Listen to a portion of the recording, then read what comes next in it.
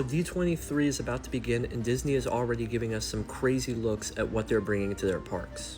Starting with Monstropolis, we just have a few creatures here that you're going to see throughout the land, probably on top of trash cans and on buildings and stuff like that. A lot of people are already talking about this like squirrel thing over here. It just looks like a cool little addition for the land.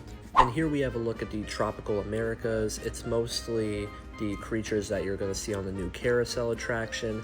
However, you can barely make out a little Encanto section over here. And if you look very closely right here, those appear to be the ride vehicles for the Encanto ride.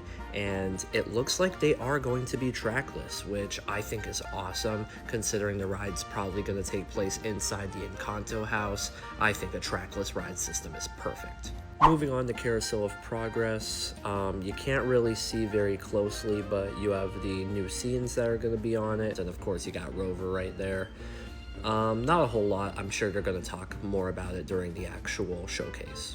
Now this is interesting, and I don't know if they're going to bring this to just Walt Disney World or Disneyland or both, but it looks like they're going to be expanding Galaxy's Edge a little bit with some new food and beverage options. Nothing crazy, but nice to see that they're giving the land some love.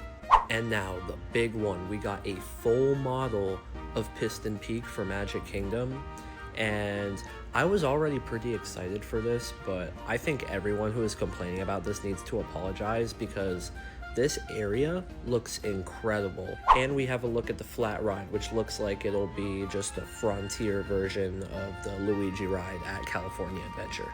But yeah, this is just the beginning of it, and the showcase isn't until Saturday, so I'm going to be covering this event and the new reveals for the parks as it goes on, so be sure to stay tuned.